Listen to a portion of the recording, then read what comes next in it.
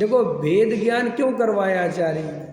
भेद ज्ञान इसलिए नहीं कराया कि भेद ज्ञान करो और मस्त रहो। भेद ज्ञान इसलिए कराया कि उसमें अरुचि करो, क्योंकि वो तुम्हारी वस्तु नहीं है और ये तुम्हारी वस्तु, इसमें अपना ये भेद ज्ञान का फल है।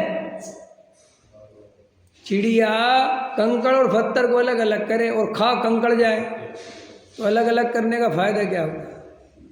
नहीं समझ में आया? हमारा भेद ज्ञान यदि हमें आत्मा की ओर नहीं ले जाता, हमारी परद्रव्य से अरुचि नहीं कराता, तो वो भेद ज्ञान तो प्योर क्षेवसम हुआ ना।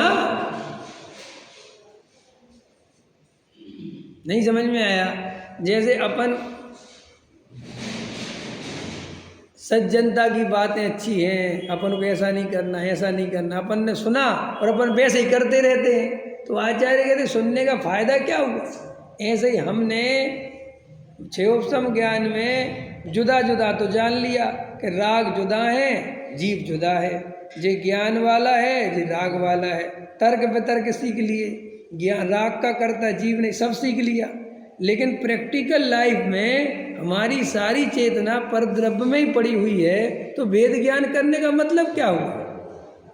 हमने तुम्हें कुसंग बताया कि भैया जी कुसंग की संगति में नहीं जाना, तुमने कहा ठीक है साहब बढ़िया बता दिया, और तुम कल के दिन उसे कुसंग में घूम रहे हो, तो हमारे बताने का फायदा क्या है? ऐसे आचार्य कहते हैं जीव नौकर्म द्रव्य कर्म भाव कर्म से वेद ज्ञान तो कर लेता है। क्यों वेद ज्ञान कर सकते कि नहीं कर सकते? बोलो, हम में से ऐसा कौन सा जीव है जो वेद ज्ञान नहीं कर सकता? हम सब वेद ज्ञान कर सकते और सब जानते हैं। क्यों? आत्मा का स्वभाव अलग है और रागादि का शरीर का संयोगों का अलग है और वे भिन्न भिन्न है। लेकिन भिन्न भिन्न जानने पर भी, भिन्न भिन्न जानने पर भी उन्हें भिन्न भिन्न अंदर से मान नहीं पाता। और मानने का अर्थ है कि अपने में अपनापन आ जाए और उसमें अपनापन छूट जाए तो मानना कहलाए। तुम कहो नहीं साहब मानते भी है कि दोनों भिन्न भिन्न, इसको मानना नहीं कहते। यहाँ मानने का अर्थ है कि अपने ज्ञायक भाव में अपनापन आ जाए और पर द्रव्य में से अपनापन निकल जाए, इसका नाम मानना है। और कितना अपनापन निकलना चाहिए? कभी कभी ऐसा भी हो सकता है कि आप पर द्रव्य में अपनापन तो नहीं करो, लेकिन आप पर द्रव्य को सुख का कारण मानो।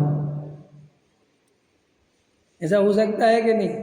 आप ये तो जानते हो कि ये मकान हमारा नहीं है, उद्गल का बना हुआ है, लेकिन ये मेरे सुख का कारण है, ये तो मान्यता चलती है। आप ये नहीं जानते कि पैसा मेरे से भिन्न है। कौन जानता पैसा मेरी आत्मा में घुसा हुआ है? अरे जानते हो कि नहीं जानते? अगर पैसा आपका है तो आप देते क्यों? किसी को दे देते हो आप पैसा, कहते इसके बदले सुख दे दे। माने वो पैसे से सुख मिलेगा, ये मान्यता आया समझ में? पैसा मेरा है, किस लिए मेरा है? किससे सुख मिलेगा? वैसा कोई मेरा नहीं मानता। आप समझ रहे? ऐसे कई लोग कहते हैं ऐसा कौन सा मूर्ख है जो रुपया पैसे मकान दुकान में एकत्व करता है? वो एकत्व स्वरूप में नहीं करता, पैसे को और अपने को एक नहीं मानता। अरे भिन्न भिन्न मानते कि नहीं मानते भाई? अपन शरीर और आत्मा को भिन्न भिन्न मानते कि एक मानते? एक मानते नहीं, भिन्न भिन्न मानते हैं। लेकिन ये शरीर से सुख मिलता है, इसके कारण उस सुख बुद्धि होने से वो सारी मिथ्या बुद्धियां खड़ी हो जाती हैं। तो आचार्य कहते ये थोड़ी इंपॉर्टेंट बात है कि भेद ज्ञान अकेला करना नहीं है कि भेद ज्ञान कर लो, भेद ज्ञान कर। अरे भेद ज्ञान का फल ये है कि अपने में अपनापन होना चाहिए और पर में परायापन होना चाहिए। एक बात, पर में से सुख बुद्धि टूटनी चाहिए। दो बात न, क्योंकि अपन ऐसा भी है कि पर में परायापन कर लें और सुख बुद्धि भरी पड़ी रहती है। अच्छा पत्नी अपने से भिन्न है कि एक है?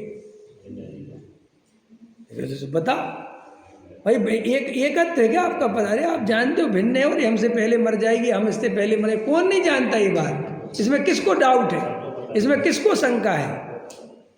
और इसके माँ बाप अलग है और मेरे माँ बाप अलग है, इसमें किसको शंका है? और आज से 25 साल पहले मैं तो जानता भी नहीं था ये कौन है, इसमें किसको शंका है भैया? तो फिर ये जब इतना भेद ज्ञान है तो ये मिथ्यात्व क्यों है? आचार्य कहते इसलिए मिथ्यात्व है कि ऐसा भेद तो जानता है लेकिन इससे सुख मिलेगा। और मेरे बच्चों की माँ है, मेरे बच्चे आया समझ में नहीं आया? समझ इससे मेरा तो कोई संबंध नहीं है, लेकिन बच्चे मेरे उसकी माँ है। आया तो एकत्व जोड़ने का, समझ गए? वो बच्चों को तो मानता है कि मैंने जन्म दिया है और इसके निमित्त से दिया। भाई बच्चा तो औरत के पैदा होता है, ये पुरुष के निमित्त से हुआ, तो वो कहता है बच्चा तो मेरा है। अधिकार जमाते कि नहीं आते? ये कोर्ट कचहरी केस हो जाते हैं तो वहाँ वकील के सामने, वो जज के सामने कहते ना साहब बच्चा मेरा है, वो कहता तेरा क्यों है? अरे साहब मैंने 9 महीने पेट में रखा, मैंने पाला पोया, तो कि क्या हुआ? इसके बिना, मेरे बिना हो सकता था? मेरा बच्चा है, DNA मिला लो मेरा मिलेगा। अब लोग झगड़ा है। तो वो उसका एकत्व पत्नी से तो है, उसको पता कि जी अपनी नहीं है, लेकिन ये बच्चा तो मेरा है। इसलिए देखो लोग तलाक दे देते हैं लेकिन बच्चे पर झगड़ा होता है नहीं? आश्चर्य की बात।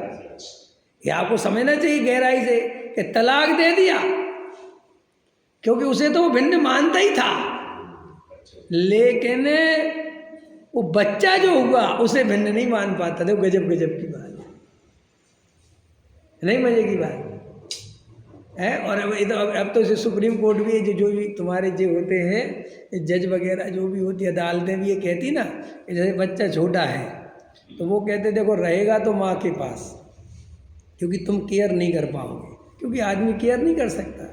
तो वो कहते खर्चा तुम दोगे। समझ में आया कि नहीं आया? रहेगा पत्नी के उसके पास। तो बोले साहब कब तक रहेगा? कि जब ये 15-16 साल का हो जाएगा, बालक हो, फिर तुम्हें दे देंगे, फिर तुम्हारे हिस्से में चला जाए।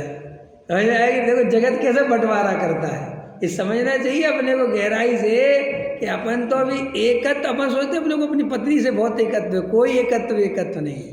पत्नी में सुख बुद्धि है और वो सुख बुद्धि जब तक है जब तक वो सुख का निमित्त है। अगर वो दुख का निमित्त बने तो 1 मिनट में खत्म, हे बुद्धि चालू।